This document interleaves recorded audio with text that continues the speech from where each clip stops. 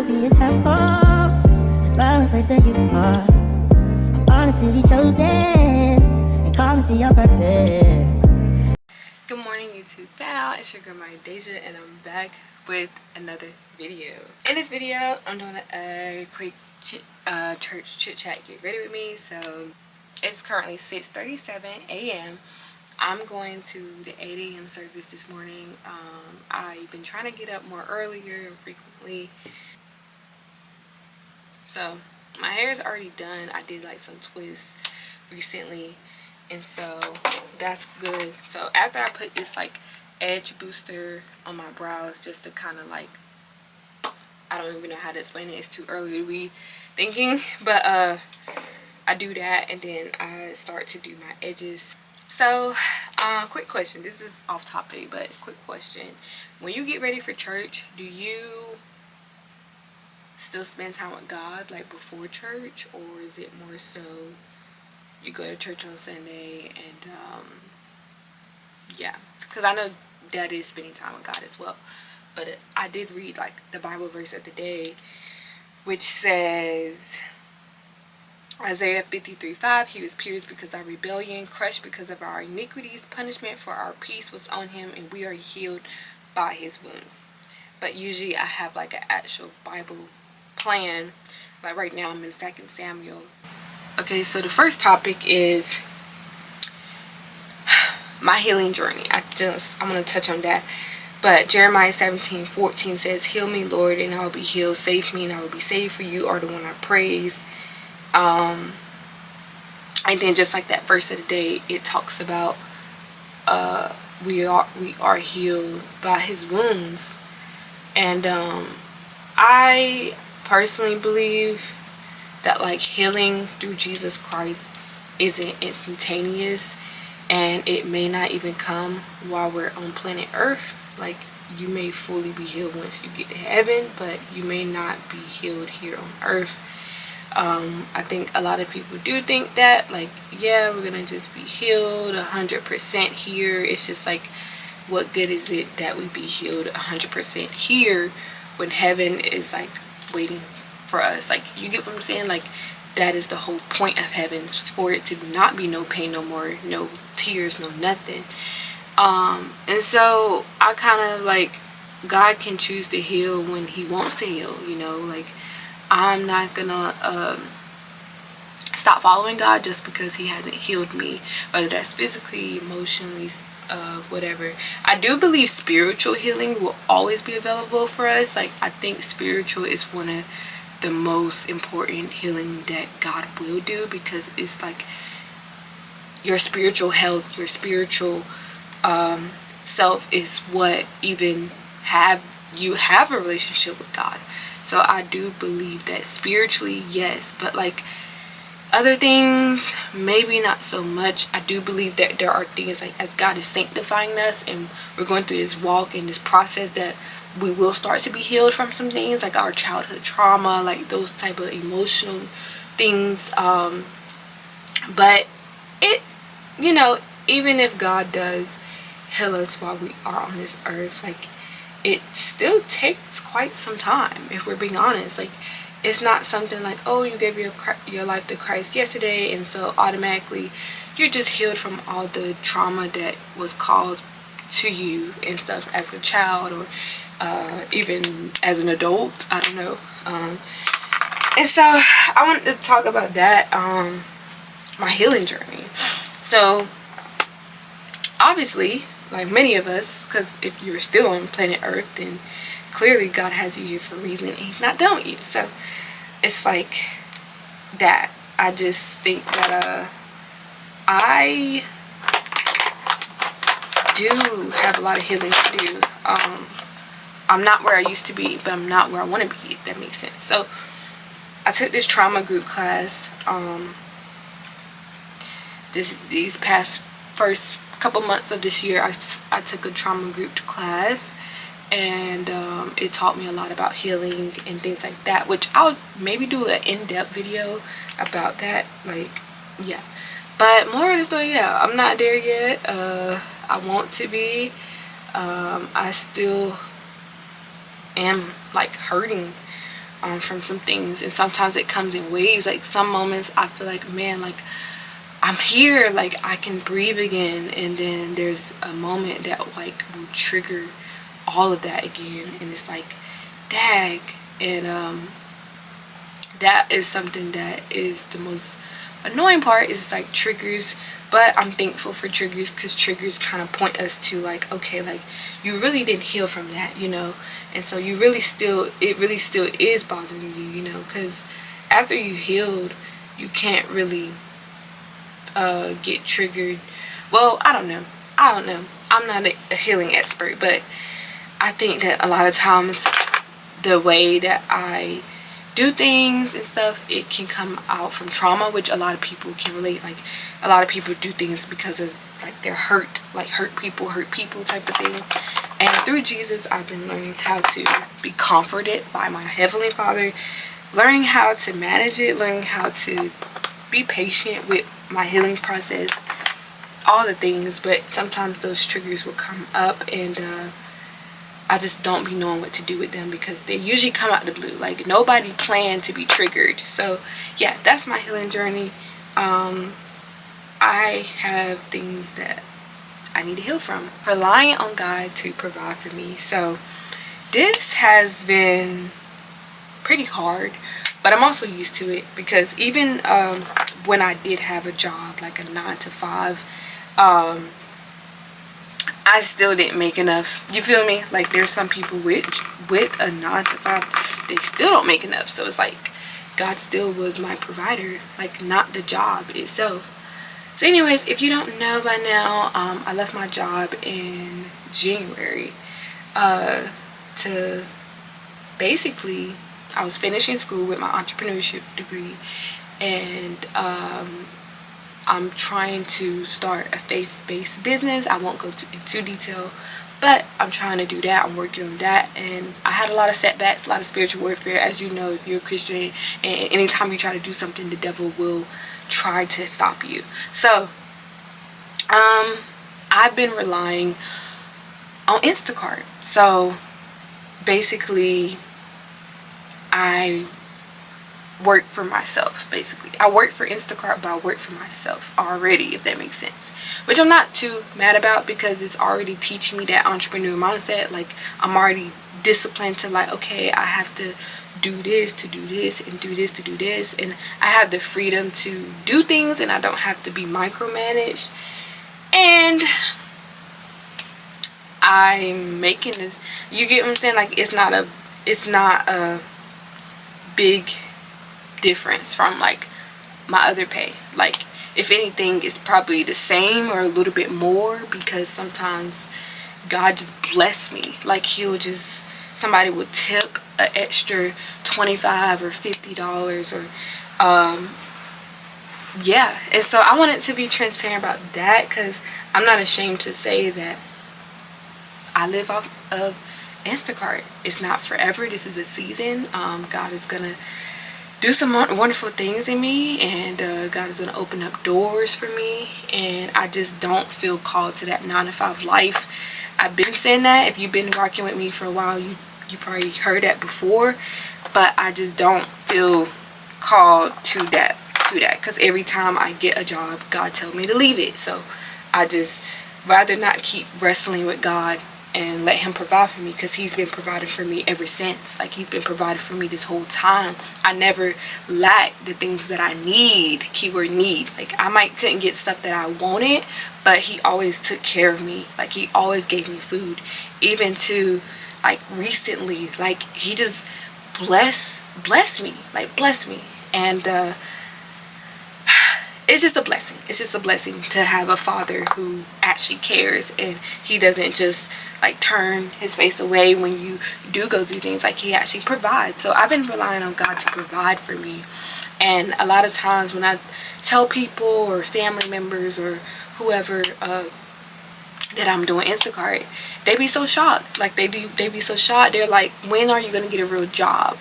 And I'm just like, it is a job. Like it's making me money. Like it is a job. I'm working, I'm serving people, I'm delivering their groceries, I'm dropping these items off for them, helping them. There are some people where older people specifically, where it's like they was in a wheelchair or they couldn't walk and they really needed somebody to deliver their groceries. There was one time where this one lady, she was an elderly lady. I didn't think nothing of it. I knew, like, I have discernment, but she just told me to bring, she couldn't bend down to pick up the bag, so she told me to bring it to the kitchen, which the kitchen was like literally right there. So I took him to the kitchen. It was only like a few bags. I took him to the kitchen and I said, have a blessed day. That's it. I had a time where a customer had told me, like, on my little comment summary thing, they said Jesus loves you and stuff like that. So I just think that, like, this is a job. This is serving people. If God is not going to look at Instacart any different from someone who is working a 9-to-5, okay? He's not going to look at that any different. Either way, it's work. If God called you to it, then that is what you're supposed to be doing in that season, right? So that's all it is. I think that in a worldly sense, worldly people don't understand that. They don't comprehend that, because it's all about money. But for me, it's just like God provides. He provides. If he want to bless me with more money, he can do that. Granted, like, there was days where I didn't start Instacart until like 3 p.m. Usually I start early in the morning. There was days where I didn't start on time, and God still blessed me. I remember still making so much.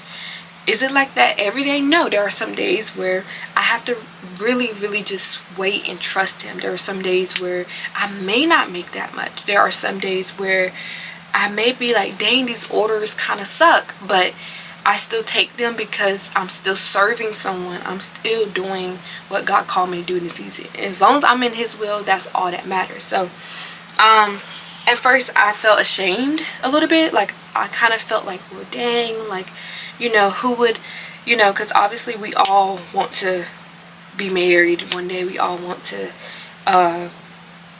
you know, have a husband. You know, like, as a Christian, we did, like, most of us, majority of us desire that.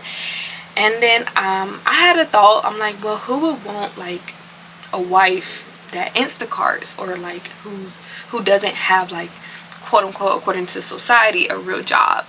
And I was reminded that, like, this is a real job, and I was reminded that this is a season, and that, like, your husband, he's gonna love you through every season, because he's gonna have seasons too. So, and you just gotta trust God. That's all I can say about that. But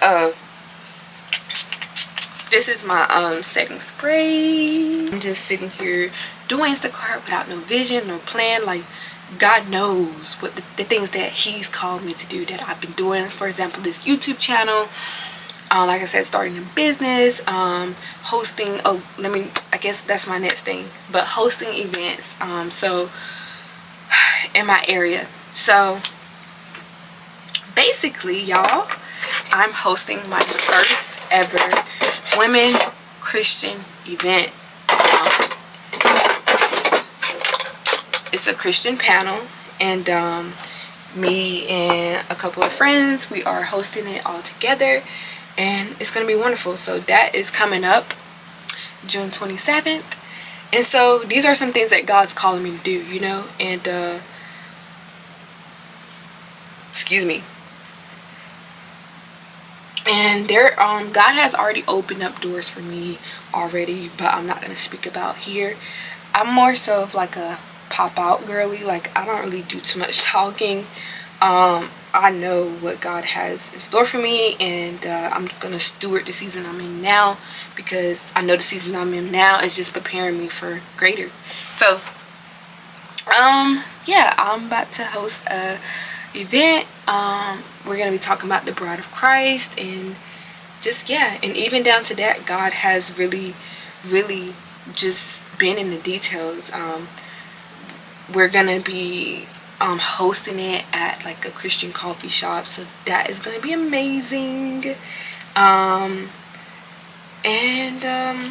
Yeah, I'm gonna buy my own equipment versus borrowing it, because we want to host more events in the future. Like, I want to do like a Christian R&B vibe type you know, paint and sip, and I want to do Christian rap, Christian R&B, like kind of like hang out, like just play music and just people just mingle and talk. And there's a lot of things I want to do. I want to do a lot more speaking, because I just feel gifted in that area. Like I feel gifted to teach, and I feel gifted to speak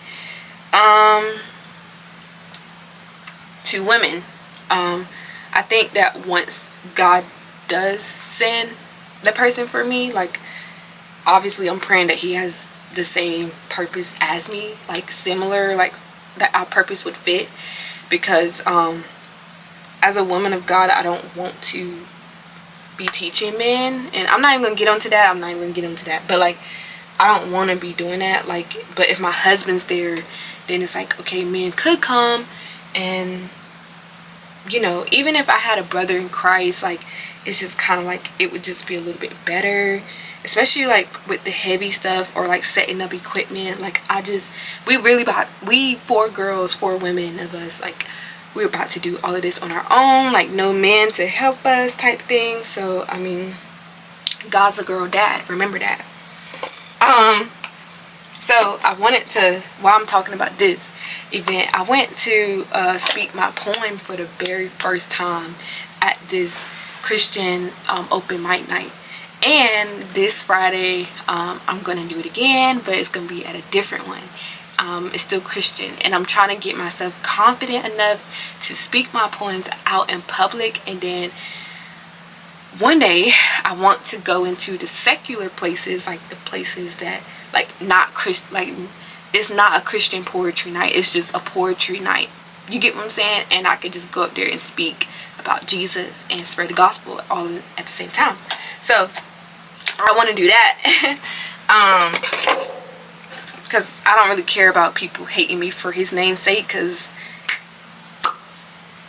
at least I'm getting hated for a reason, like a good one too. So I spoke my first poem, and the amount of support and applause and all that stuff was great and wonderful. Although I don't look for applause, I don't look for people to support, or you know, all the things. And so that was a beautiful night. I got to meet other Christian poets, and they did so amazing too. So yeah, if you're watching this, shout out to you. You know who you are. You did so amazing, and you really inspired me as well. And yeah, I got to meet them, I got to exchange numbers, and it was just a really God moment. And I just love God moments because it's so sweet, it's just so God. And I've been praying for community. I already have like 2 Christian friends, but obviously I want more. Like I do want more community, especially like in this new city I'm in. And yeah, I just don't know what God's gonna do. I can't wait. One of the girls that I met actually go to my church, and so you know, I just pray that God would just fill every seat, because it's gonna be 30 seats, and so I just pray that he fill every seat, that people would start booking it.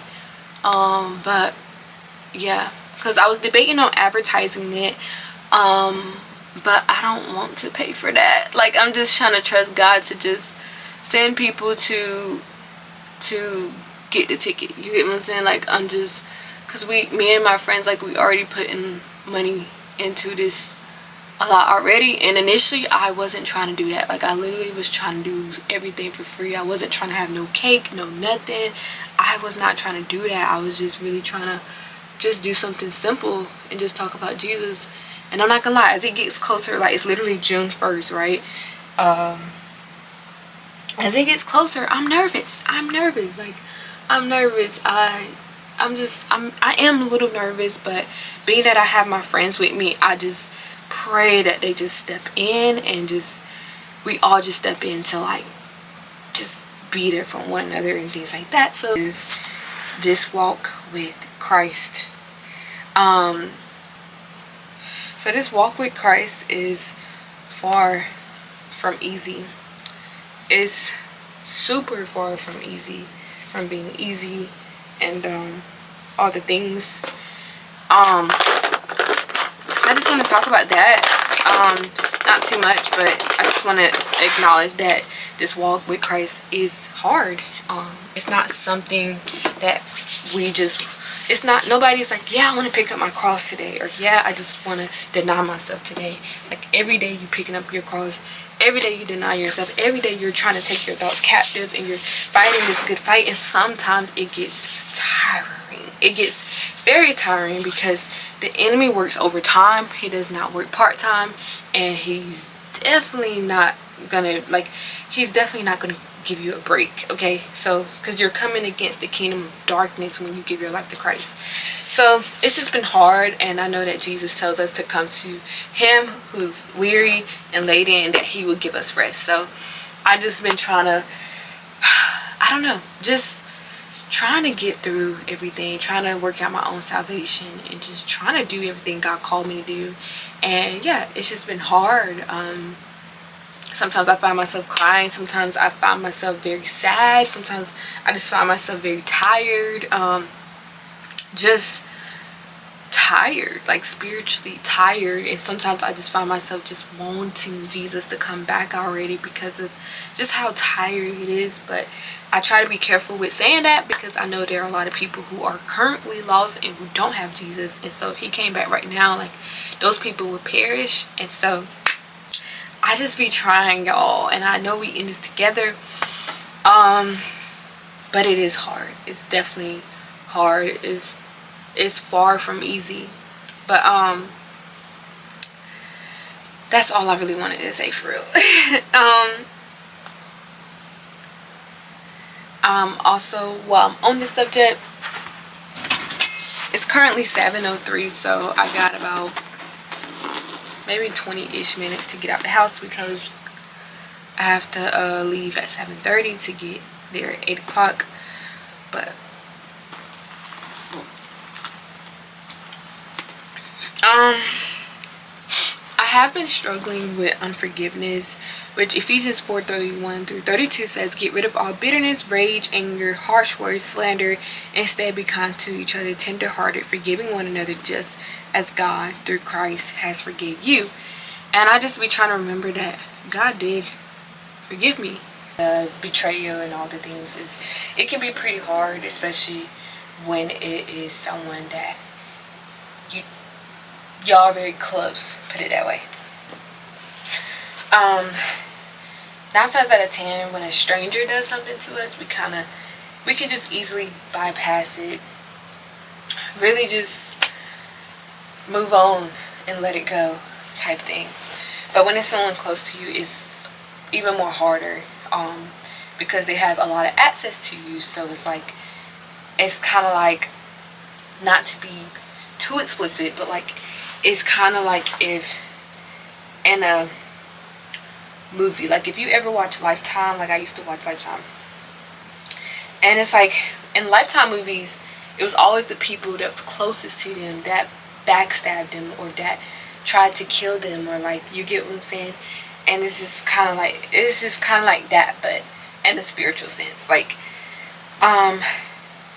when you're close to someone, the more easy they could just pull out the knife and like jab you in the back, you know. But a stranger, it's like you're gonna always keep your distance from a stranger, so they can't catch you lacking, for real. So anyways, look at my shirt. Anyways, and so only God can really help me. I just been trying to remember that God forgave me, and so I can forgive others. Struggling with unforgiveness, I'm trying to be quick to forgive, because I don't want to have bitterness or anything like that. But I don't want to just say that, oh, I forgive you just because I'm a Christian, and then time goes on and I really didn't truly forgive you in my heart. So I don't know if anybody else can relate, but it just be kind of hard, because like what Jesus told Peter, you have to forgive 70 times 77 or something like that. Like, you're always going to have to forgive. Like, even once you forgive this person, there's going to be somebody else you're going to have to forgive. And it just kind of be mad annoying, because it's just, I just feel like it's always somebody that I just have to forgive. And I know God feels the same way. It's like he's always forgiving us. And but it just be hard in the fleshly, in your human nature. It's just very hard. It's just very hard. It's like, as a Christian, I want to forgive. I want to show grace. I want to show love. I want to show mercy. But it's hard. I'm just like, God, help me, please, because it's hard, especially when you're forgiving someone for the same thing, from the same thing they keep doing, from the same thing that you already kind of addressed. It's hard. That's very difficult. And so out of love, I'm just supposed to forgive, even if it's not reciprocated, even if I give and it's not reciprocated. It's like Jesus didn't base his character off of people giving it back to him. Jesus based his character because his Father is holy. And the Bible says, be holy for I am holy. It doesn't say be holy for your friends are holy. Be holy because your pastor's holy. Be holy because social media is telling you, or whatever. No, it says be holy because I am holy. Like, God is holy, and therefore I am to be holy. As Christians, we are to be holy because he is holy, not because of anything else. Those who spit on him, he loved those who mocked him, who mistreated him. You can't just love people that are easy. Anyways, I don't know who that's for, but that's just kind of what I'm dealing with. And I have a narcissistic father. He's not in my life because of a lot of reasons. It's just way too much, and I'm not there in my walk where I can just balance all that right now. But love doesn't mean that they have complete access to you, or love doesn't mean that they get to just walk all over you and stuff. Or forgiveness. Forgiveness does not always equal reconciliation. And my dad is a prime example of that. So just because I forgave him, it doesn't mean that he can just come in and just have access to me again. Because the more access you give to someone, the more access you give them to hurt you, basically. And so Jesus knew that we would have betrayals and hurts and pains, and he experienced it already, when even with the people close to him, even with his disciples, you know. So it's just like, if it happened to him, of course it's going to happen to us as well. And he modeled the example perfectly on how to handle it, on how to go about it. Thank you so much for watching. Thank you for staying tuned. I'm about to just go ahead to church and get me a word, put on my shoes and stuff like that, get out the house, basically. So yeah, I just pray that you enjoy this Get Ready With Me chit chat, all the transparency and all the things like that. So yeah, comment, like, subscribe for more videos, and I'll see you next time. God bless.